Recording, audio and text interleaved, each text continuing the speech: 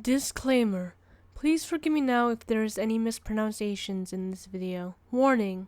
Some viewers may find this following video disturbing. Viewer discretion is advised.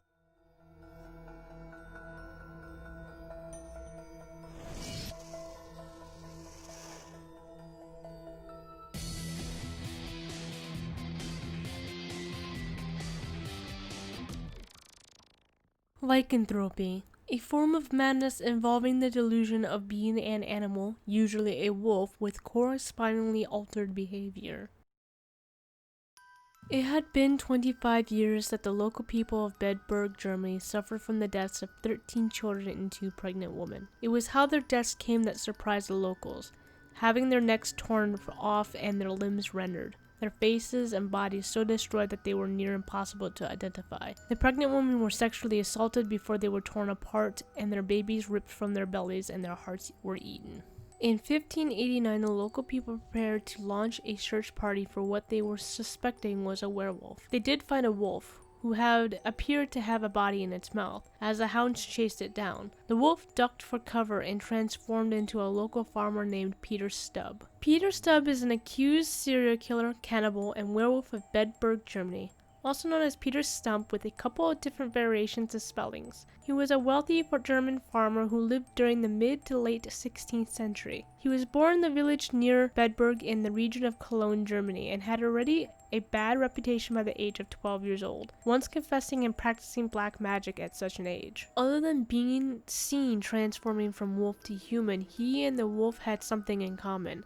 Apparently, Peter Stumpp was missing his left hand, and so did the wolf. After being found, and some even claiming having seen the transformation from wolf to human, the hunters took him to the magistrates of Bedburg, who put him to the rack and threatened to torture him if he doesn't confess to his crimes. Terrified at the possible prolonged torture, Peter confessed to the devilish crimes. He confessed that the devil gave him a magic belt at the age of 12 that enabled him to turn into a wolf that he described as strong and mighty, with eyes great and large that sparkled like brands of fire, a mouth great and wide with most sharp and crude teeth, and a huge body and great paws. And it was in his wolf form that he killed and ate goats, sheep, women, and children, 13 children and 2 pregnant women to be exact, one of the children being his own son, at which he ate his brains. He also confessed to having intercourse with a succubus. The murders, cannibalism, and being a werewolf weren't the only things he was accused of, but also having an incestuous relationship with his daughter at whom he bore his child. She and his mistress were both killed with him. After his execution, a monument was made and put up in Bedburg, consisting of a long pole in which the execution wheel had been placed with a carved image of a wolf on it. At the very top was Stumpp's head,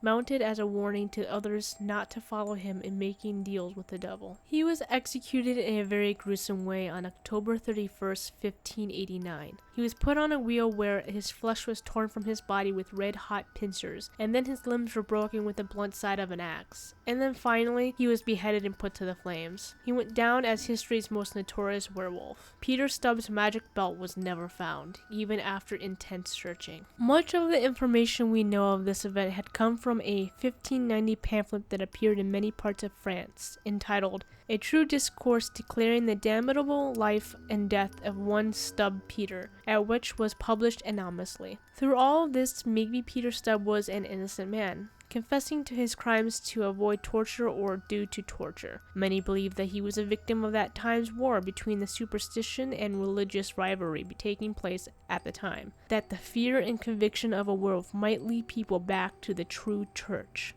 What do you think? Did you like this video and want to support this channel? Feel free to check out my Patreon page where I create content on cryptids, hauntings, alien abductions, serial killers, and much more. Can't support me there? Like, comment, and subscribe here.